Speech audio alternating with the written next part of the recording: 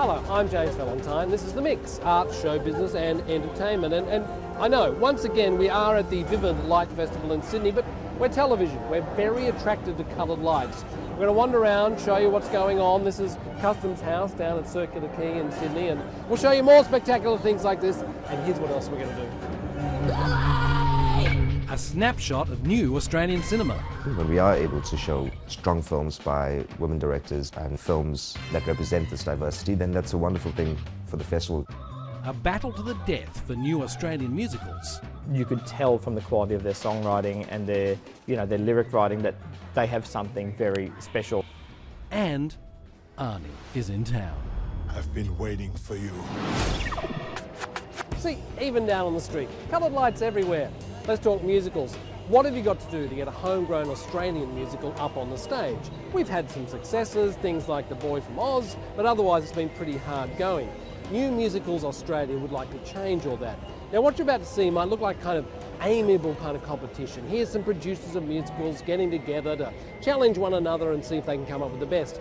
Don't be fooled. This is more like a cage fight to the death. The winner gets to stage their musical, the rest, see you later.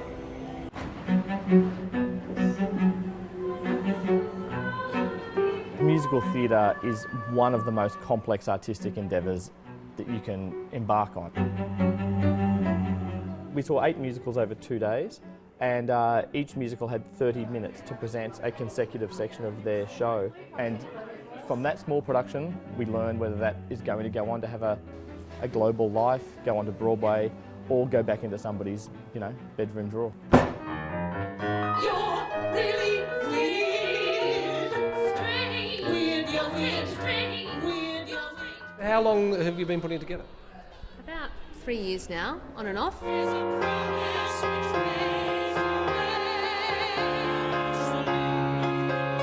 6 years I've been writing it on, and Yo's been writing it for 5. Oh, we've been working on it for about 3 years. Let's not be hasty. You feel a certain responsibility? I mean, here you've got to try and pull the show off so that they can get the whole thing Of out. course, and I think we're both passionate about new work and new work being presented and written, and I just think anything we can do to help that along is we're willing to do. Yeah. And there's always a danger in the moment of performance that you get a Yes, I little noticed- bit cavalier.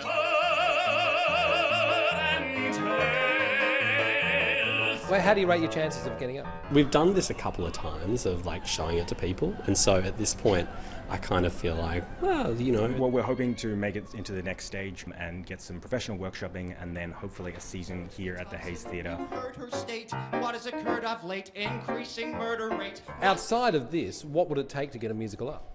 A huge amount of money. It's really hard to get a musical up in Australia. So hard. So hard.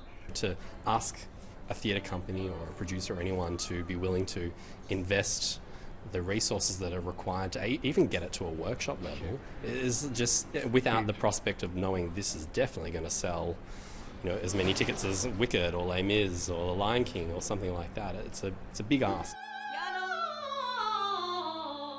Musical theatre just needs more resources, really. It needs more money, it needs more collaborators, and it needs more time to develop. Shall we go bananas? Gotta squish them with the hot chisel.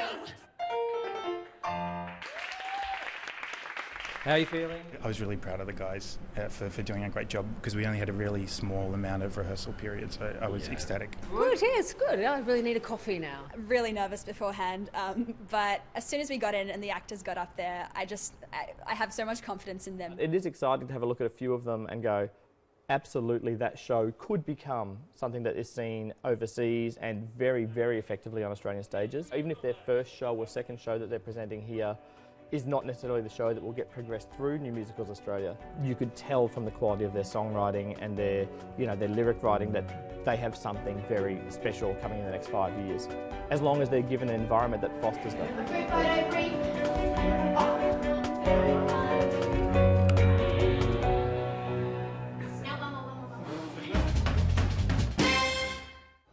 Our next guest is so famous, we didn't want to so much interview him as simply gaze upon him. He's here to promote his new movie, but that's not why we got him on the show. We just wanted to come face to face with the one they call Arnie, the Terminator, the Governator, the condom full of walnuts. Building an instant rapport with Arnold Schwarzenegger is our very own Giles Hardy. What's the matter? The CIA got you pushing too many pencils? Uzi 9mm? No chance. The internet has embraced so many of your nicknames and personalities over the time, and everything from Austrian Oak to the Governator. Have you got a favourite nickname of your own? I mean, do you have, do you enjoy any of those particular internet memes? When we do Snapchat, we always use Schnitzel. And so that's one. But I mean, you're absolutely right. I remember that in bodybuilding, they used to call me the Oak. First it started as the Austrian Oak, then it was just the Oak. Oak, how are you doing? Oak, let's go and get a pump and stuff. And then it was, Terminator, then it was Governator, and then it was Governor. And so it was like Arnie in Australia. There are a lot of people call me Arnie. In Japan, Schwarzi. Schwarzi. Yeah, Schwarzi, yeah. Schwarzi. So everyone has their own thing. To me, it makes no difference. I just enjoy the popularity worldwide. You gotta promise me you're not gonna kill anyone, right? Right. He'll live. More than 30 years you've been the Terminator. As you yourself pointed out last night, that's longer than an actor's been James Bond, longer than an actor's been Batman. Mm-hmm. Is it your favourite role? I mean, does this become your legacy? I cannot say that it is my favorite role because there's several of them. I mean, I cannot think of that this would outdo, the twins role.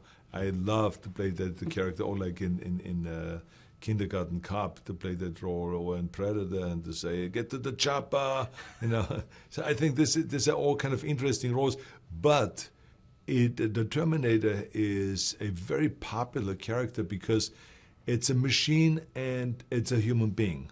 And so when you do terrible things, you get away with it because even though it's an evil thing that some of the things he does, but because it's a machine, he gets away with it and almost is looked at on as like a hero. From the Terminator that was sent back to kill me, I know, but we already took care of him. We? I've been waiting for you. In a 30-year role, I mean, the film does time travelling, so instead of being a film where they try to disguise the fact that we all do age, it celebrates your age. I mean, this film takes your age and expands upon it, it feels. That's not something we would expect Hollywood stars to embrace, the notion of celebrating age. I would not have done the movie any other way. I did not kill him. I think it's a very important thing to really deal with rather than avoiding it. It is stupid for some people to pretend that they're like 40-year-old, studs on the screen and action heroes when in fact they're in their 60s.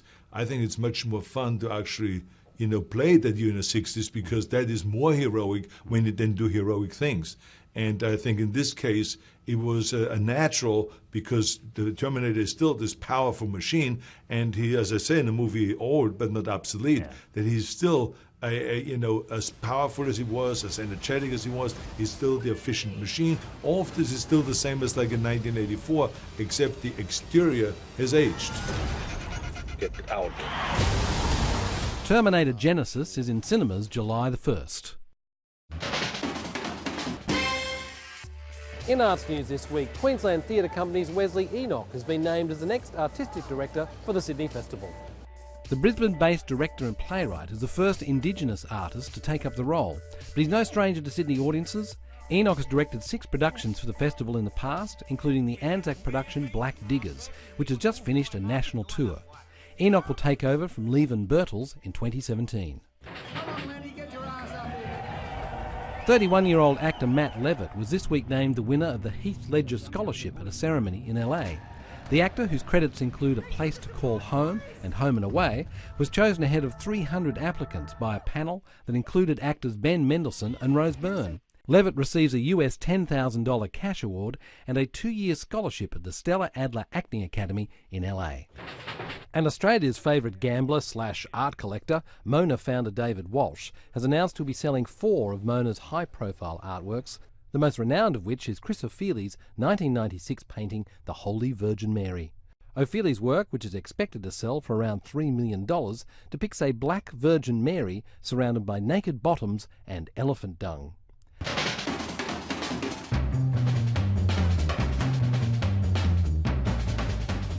Time for the pub chat, and look at this, eh? Podcasts are so popular, we need 3 of you! Jesse Cox, how are you from Radio Tonic? Good, thank you, James. Wendy Zuckerman, congratulations on Science Versus. Thank you. Very, very popular. Dom Knight, I keep wanting to call it Rum and something else. Rum, Rebels and Rat Bags. Australian history in 3 words, summarised. Let's talk podcasts. I think we better start with you. Number one, tell me about Science Versus and why do you think it's working so well? In Science Versus, it's a podcast where we pit facts against fads and try and do it in a funny way. The first episode was breaking down the paleo diet and interviewed a bunch of really fun scientists.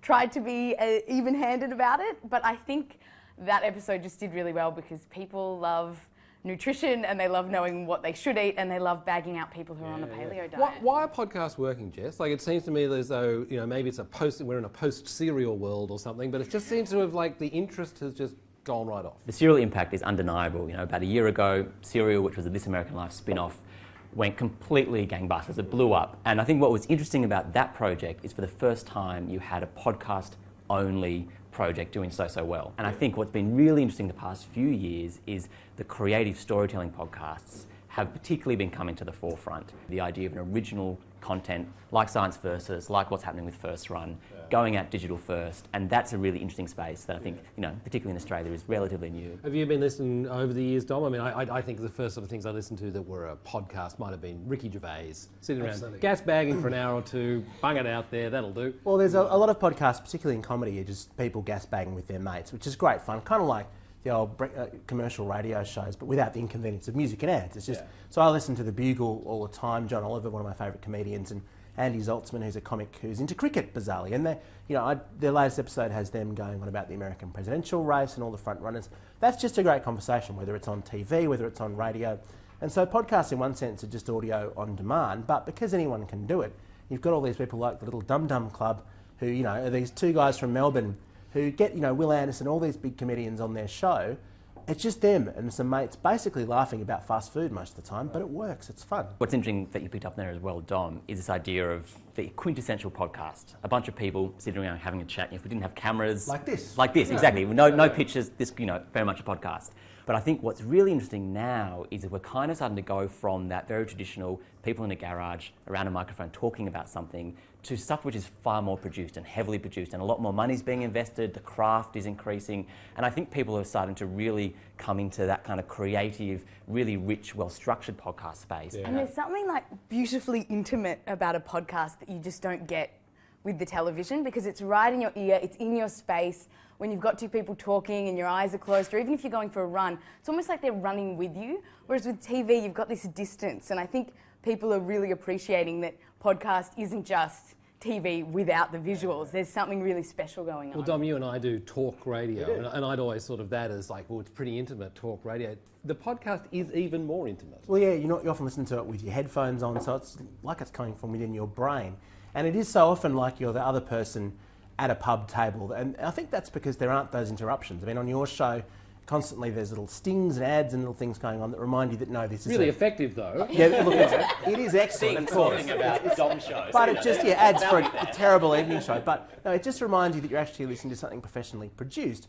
And when I listen to something like The Bugle, it's as though these guys... I mean, John Oliver's a huge TV star now, but it's just like, honestly, him and his best mate, and we are just a fly on the wall. And I think podcasts uniquely give you that, because in a sense they're so lo-fi. Yeah. Jess, do you have to think about it as a different form to radio or an audio book or a piece of music or something? It's another form in and of itself.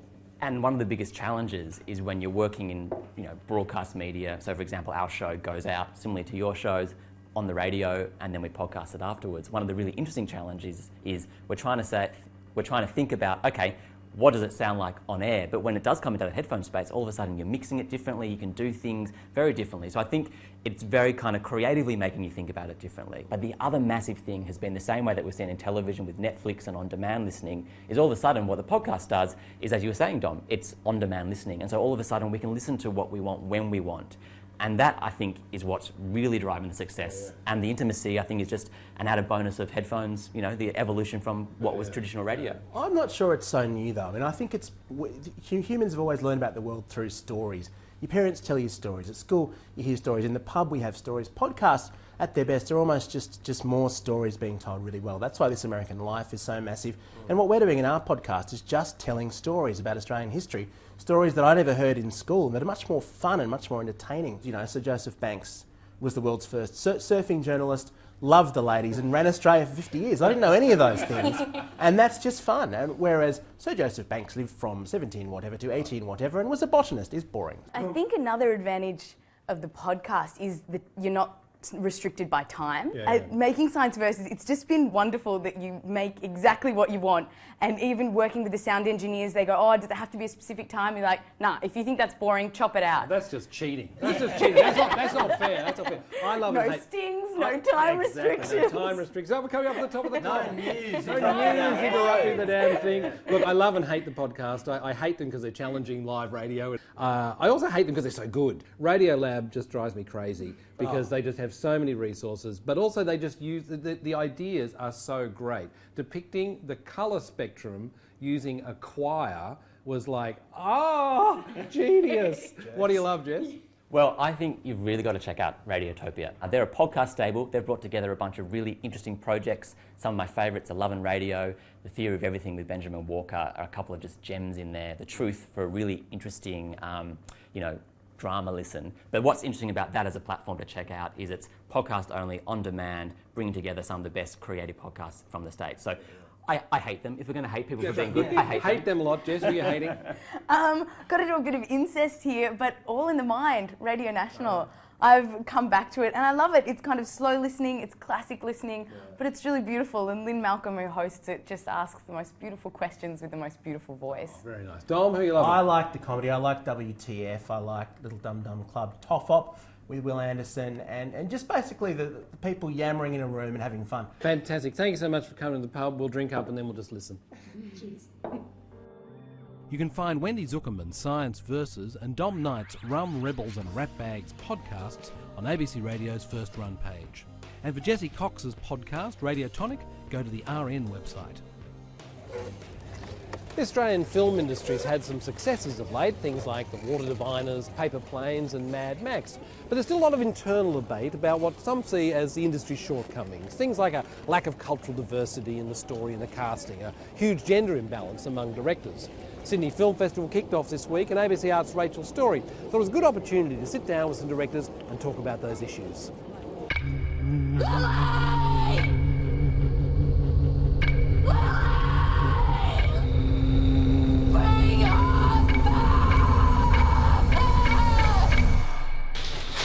And keep rolling.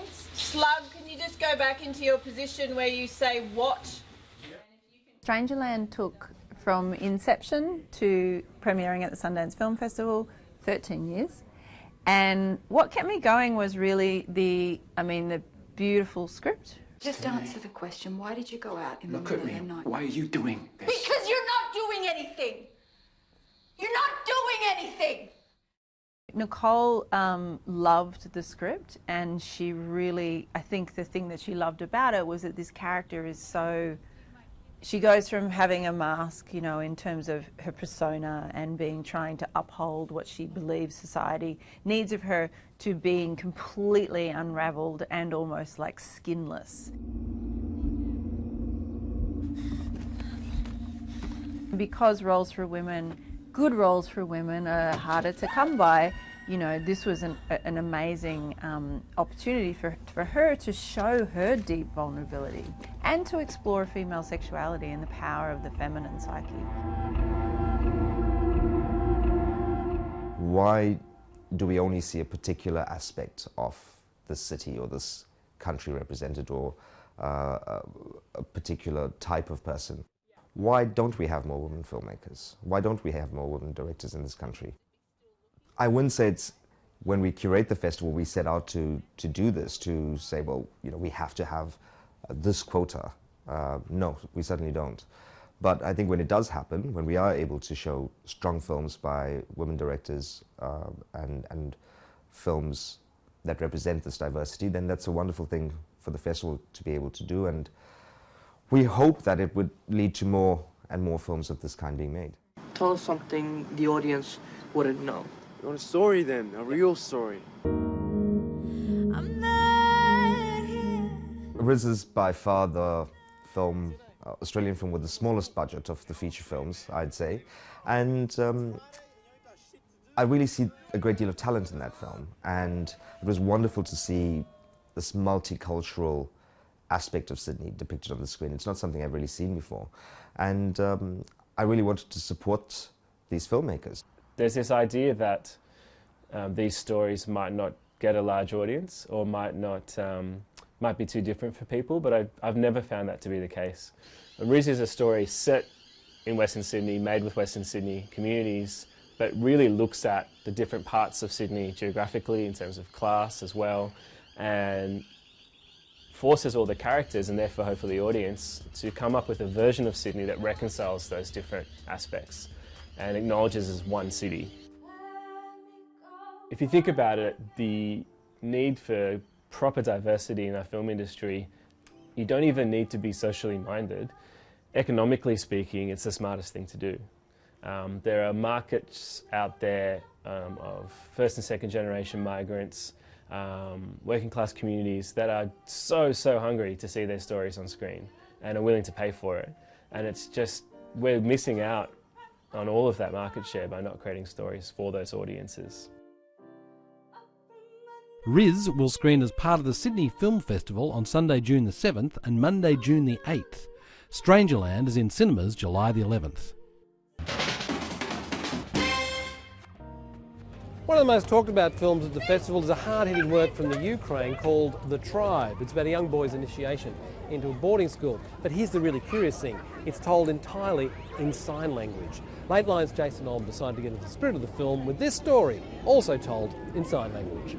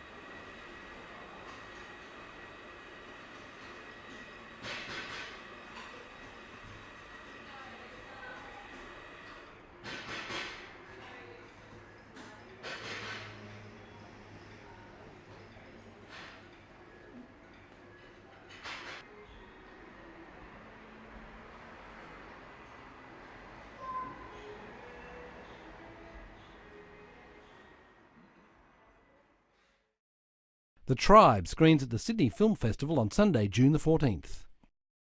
Finally on the mix, here's something that's not so much a work of art as a gateway to another universe. This is Dissension by British artist Anish Kapoor. It's just been installed in a former movie theatre in Italy. There, patrons can stare into the void. Just no pushing and shoving, please. And don't look into it for too long, it might drive you mad. Now, as one of the world's most celebrated sculptors, Anish Kapoor doesn't only go down, he also goes up. This is Ascension, installed in a church in Venice in 2011. And what a perfect venue. As one gazes upon the ethereal emanation, one looks skyward towards the heavens. Well, I hope you've enjoyed this look around Vivid. I promise we won't be back here again next week. If you want to know more, go to abc.net.au/arts. Follow us on Twitter @ABCArts and tell your friends to catch up with us on iView. I'm James Valentine. See you soon.